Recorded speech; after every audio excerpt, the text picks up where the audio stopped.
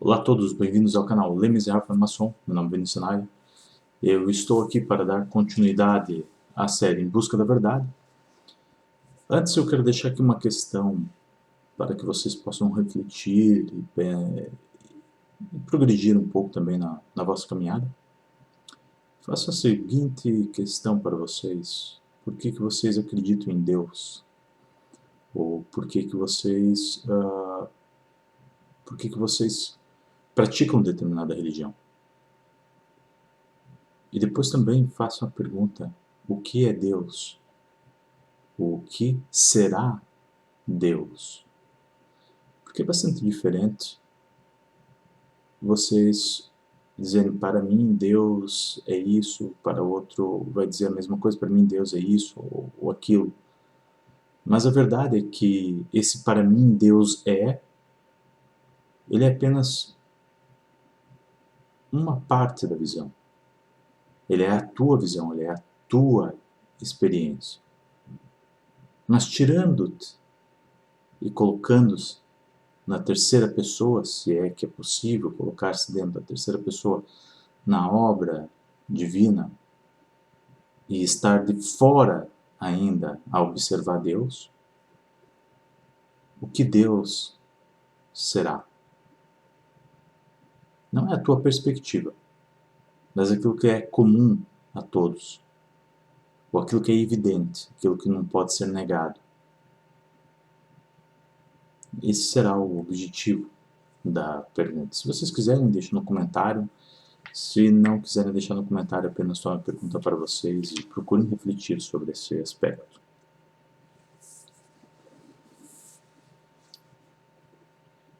Eu vou continuar a leitura de um ponto que agora eu já não tenho certeza se foi esse ou não o último. Eu sei que foi entre essas duas páginas, mas não sei se li ou não. Se eu já li essa parte, peço desculpas, iremos dar continuidade ao segmento a partir daqui. Se acreditava que conseguiria empurrar os judeus para a extinção, a língua da Bíblia entrava numa nova fase de intensa vitalidade e de inventividade musculada. Os Talmudes gêmeos, o Yerushalmi, na versão da Galileia, que é um entre parênteses, e o Bavli, escrito nas academias babilônicas de Pumbedita, Nehardea e Surá, adicionaram a Mixná uma vasta teia de comentários, os Gemara. Eu acho que eu recordo exatamente porque eu sublinhei essa parte. Tem a ver aqui com empurrar os judeus para a extinção, né? O Império Romano, é o que o Império Romano tentou fazer. Mas depois aqui também fala sobre a própria versão, a própria tentativa dos judeus tentarem restabelecer ou fundar, né, a sua fé ou a sua religião através da escrita e deixar assim de ser apenas um conhecimento transmitido oralmente, passar a ser um conhecimento transmitido de forma escrita e com seus diversos comentários. Numa das ideias, a Mixná e a Gemara, a ideia é clarificar o indivíduo sobre os ensinamentos bíblicos, sobre aquilo que está sendo passado, porque era assim que era feito oralmente, que essa é a diferença quando tu lês, por exemplo, a Bíblia, ou quando o padre te lê a Bíblia, ou quando tu lês o Alcorão, ou quando alguém te lê o Alcorão. Ele tenta te convencer sobre uma visão dele. Então vocês vão ver padres com diferentes visões.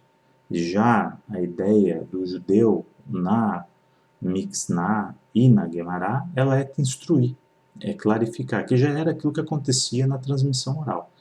Daí que vocês veem a grande falha aqui em termos de catolicismo e em termos de islão. Eles não têm a transmissão oral, né? Eles não tinham o cultivo, né? A cultura da transmissão oral. Então, como não é algo nativo do cristão e não é algo nativo de quem pratica o islão, ele não consegue te dar uma explicação sobre aquilo que ele próprio está a falar. Ele vai criando interpretações. E essas interpretações são diferentes, diferenciam. Já é diferente, um outro exemplo aqui que eu posso vos dar para vocês entenderem, vão ver que é de forma bastante simples e clara, que é, se tu interrogares um maçom, o que representa o piso mosaico, o que representa as colunas, se tu fizeres determinadas perguntas para um maçom, independente de qual parte do hemisfério no globo ele esteja, ou em qual continente ele esteja, ele vai te provir a mesma resposta. Ou dependendo do grau do conhecimento dele, melhor ou menos, com menos sabedoria, com menos conhecimento, ele vai te provir uma resposta talvez não tão satisfatória, mas próxima daquilo, vai ser muito igual. Então você vai achar uma linha condutora nessa resposta e vai ver que todos eles falam a mesma língua, a mesma verdade. Então, sendo assim, a ideia aqui é justamente essa, da Mixná e da Guimará, é te instruir. E dentro dessa ideia de instrução é te clarificar naquilo que está sendo te ensinado através da escrita. Porque a escrita não consegue preencher na totalidade aquele conhecimento oral que era transmitido. Até porque tem as coisas que não são transmissíveis pela via oral. As sinagogas na Babilônia eram muitas vezes propriedade privada dos rabis, funcionando nas suas próprias casas. Eu já havia lido isso para vocês. Acosadas por uma igreja agressiva e por decretos imperiais hostis. Outra coisa que eu aqui lembrei, e acho que essa é a importância de voltar a ler essa parte para vocês, é que vejam se faz sentido. Pensem, analisem com o coração. Se Deus escolhe, se os judeus é o povo escolhido por Deus para levar a palavra de Deus, consoante aquilo que está nas Escrituras, e consoante o cristianismo e o islão acredita, porque é a base para o cristianismo, é a base para o islão, como que é possível um povo querer eliminar o povo de Deus? Porque é isso que os cristãos tentaram e tentam fazer até hoje. Eles tentam eliminar os judeus.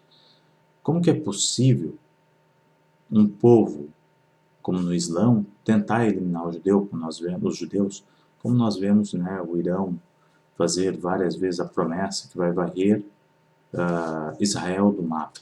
Como que isso é possível? Como pode ser isso ser algo vindo de Deus? Não faz, na minha opinião, não faz sentido. Eu espero que vocês também tenham capacidade para analisar e ver com o vosso espírito a verdade, porque ela está a vos ser revelada. Não havia nenhum judeu implicado na morte do profeta Zoroastro. O Zoroastro é a religião que deveria de ser a base para a Pérsia. É o pilar que está em falta. Os judeus e o judaísmo puderam florescer sob a proteção dos persas. Então veja, o que acontece hoje na Pérsia não é uma obra divina.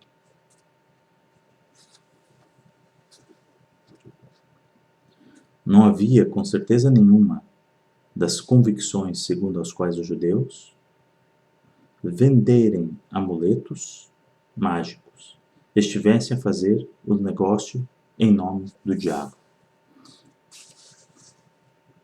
Aqui vem reforçando que o conhecimento que os judeus tinham sobre a magia jamais foi tomada na Pérsia Antiga como um conhecimento que era para fazer um culto a uma entidade que não fosse divina. Porque os persas conheciam a magia e aceitavam a magia.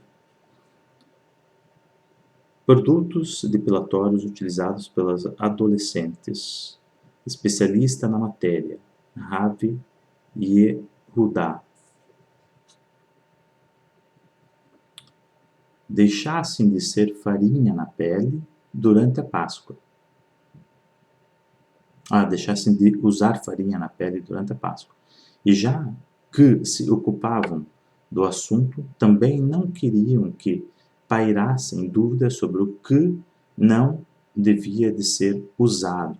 Aqui é aquela parte que eu digo que o excesso, né, Deus diz para Noé, não crie leis. E o excesso dos rabis em criar lei, em querer transformar o homem, usando-se da lei divina, acaba criando aqui esses excessos. E aí é que há um erro muito crasso da parte dos judeus. Interessante porque os costumes sociais da Babilônia, persa, convergiram em tantos pormenores com as práticas judaicas, sobretudo no que se refere à pureza. Então veja, mais uma vez aqui reforçando que a Pérsia nunca foi essa obra que é hoje, que não é uma obra da justiça, não é uma obra de Deus. A divisão era entre a elite rica dos judeus babilônicos. É aquilo que eu falei, né? A elite, aqueles que são ricos, aqueles que possuem o poder e não querem perder, eles vão trabalhando, vão manipulando, vão maquitando algo para sempre se manter dentro do poder, para sempre se manter com o poder ao seu favor. As diferenças de opinião entre os talmudistas não eram, claro, apenas uma questão de geografia social. Os que faziam interpretações mais estritas da Torá e os que faziam uma interpretação mais abrangente chegavam a essas opções pela sua própria maneira de encarar os assuntos. Então veja, aqui está a interpretação. É o purista, aquele que ele de fato ele não sente Deus conforme ele deveria, mas ele acredita fielmente na Escritura. Então ele tenta levar aquilo na forma, né, purista, na forma extremista.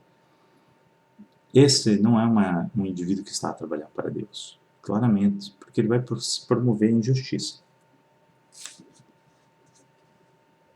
Entre a lei, a história, o ponto de vista e a controvérsia. Então veja, entre a lei, que é o livro sagrado, né, a história, que é aquilo que realmente se documenta em papel, aquilo que se vê, e o ponto de vista e a controvérsia, aquilo que se acha, aquilo que eu falei no começo, né? O que é Deus não é apenas no teu ponto de vista, não é na tua perspectiva, que ele deve ser no geral, que é comum e evidente. Depois aquilo que é controverso, porque ele tem diferentes perspectivas, vai criar controvérsia.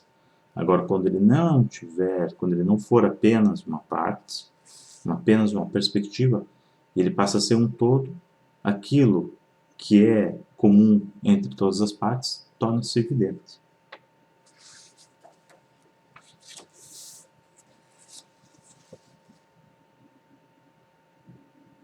Porque eram evidentes as criaturas do diabo. Porque eram evidentemente as criaturas do diabo.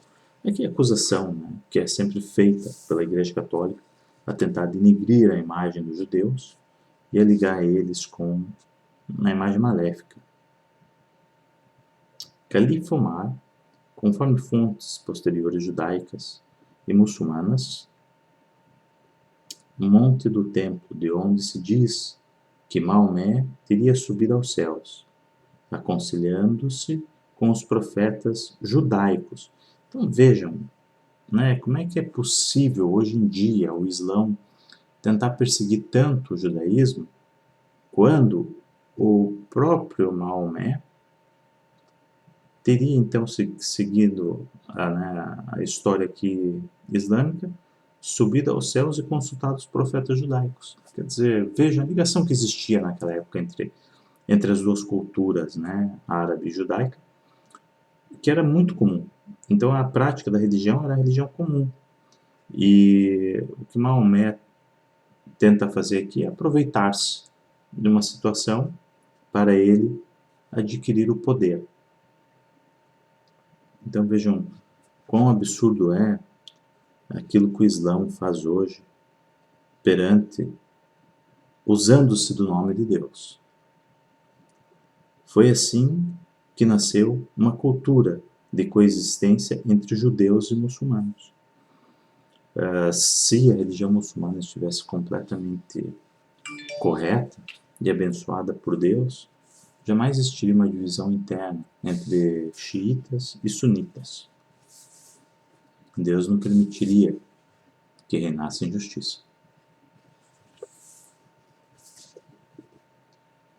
Desde os primeiros tempos dos gregos, que os descreviam como comungando com as estrelas, que os judeus eram vistos como os detentores de segredos e mistérios esotéricos e poderosas porções e fórmulas.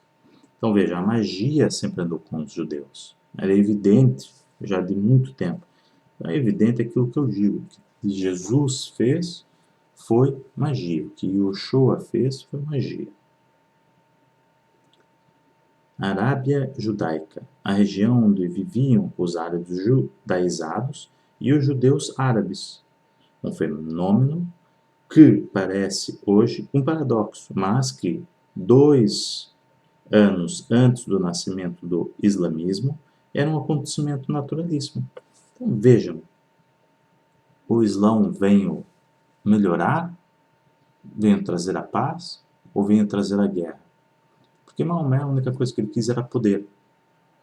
Era uma pessoa ressentida, uma pessoa com sérios problemas aqui de não aceitar a rejeição e querer forçar a via através daquilo que era o cristianismo, mas na versão dele, na visão dele.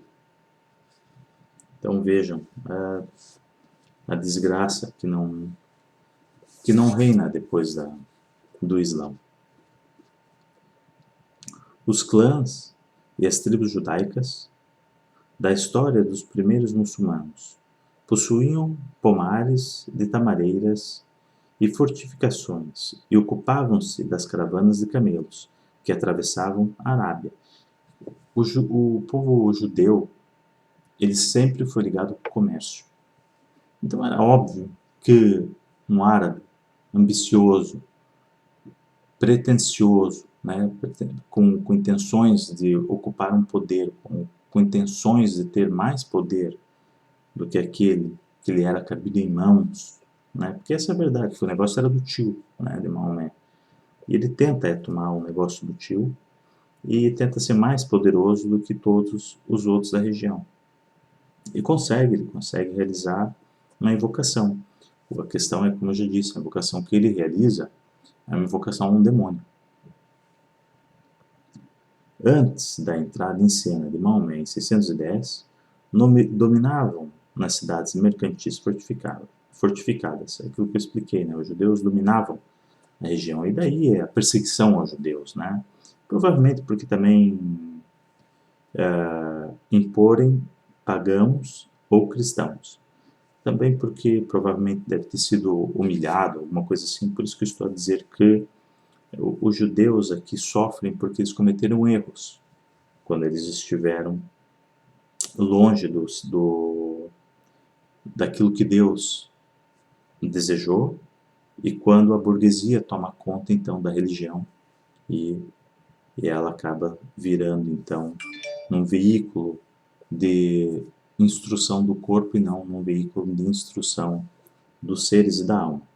Aí vem então a penitência para os judeus, que é sofrer com a sua própria discriminação aos gentios. A mais populosa e poderosa de todas as cidades do Hejaz, local onde Maomé criou a sua comunidade de crentes, os judeus que constituíam pelo menos 60% da população. Veja, né, ele ele é quem busca, né, como eles chamam, né, os infiéis. Por que são infiéis? Porque tem a ligação com o cristianismo, né, aqueles que eles acreditam que aqueles que mataram o profeta, o enviado. E por que eles tomam o próprio Yeshua como profeta? Porque eles precisam colocar Maomé como seu profeta. É tão simples quanto. E sem haver um profeta não pode-se dizer que há uma ligação com Deus. É que é uma tentativa depois mais administrativa de forçar que Maomé de fato era um enviado de Deus, apesar de estar a fazer guerra, apesar de todas as atrocidades, né, causadas por Maomé. Ele era um enviado de Deus. Então, para forçar essa ideia de enviado de Deus, Maomé tinha que ser transformado num profeta. Mas qual seria a necessidade, então, de ser transformado num profeta quando tu já tens Yoshua, né? E quando tu estaria a tentar usar os conhecimentos do cristianismo. Então, tu tinhas que desvalorizar aquilo que os cristãos queriam valorizar e não, na totalidade, deixar de dar valor ao cristianismo, mas usar ele como base. Mas de uma forma mais torta. Como se lhes referem às fontes muçulmanas. Então vejam, isso que está aqui nesse livro, eu vou terminar aqui a leitura por hoje, isso que está aqui nesse livro nada mais é do que história, nada mais é do que a verdade, porque ela está em fontes que podem ser consultadas. É claro que o autor deixa aqui a sua biografia, né, onde ele busca essas informações. E da mesma forma, nós podemos também fazer o mesmo. Agora a pergunta, ela ainda persiste. Por que é que tu acreditas em Deus? O que é Deus? E o que te faz acreditar em Deus? Verifique se isso faz sentido. Verifique se de fato a tua crença ela é genuína. E se ela tem bases para ser.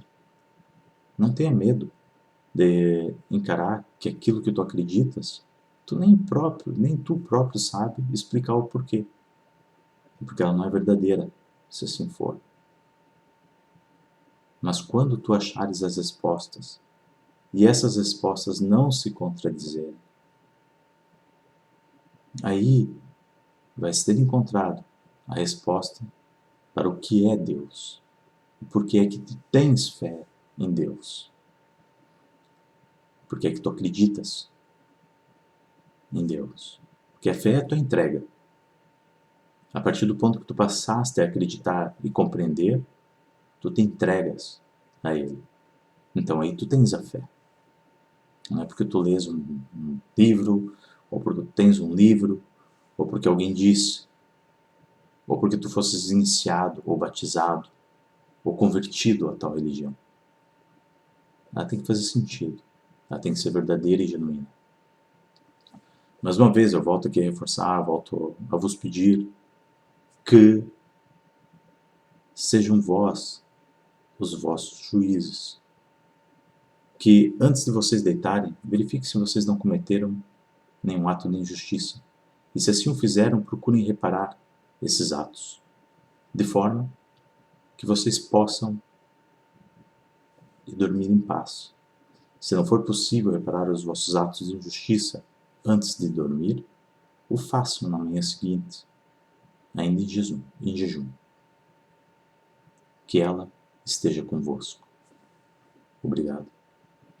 E disse.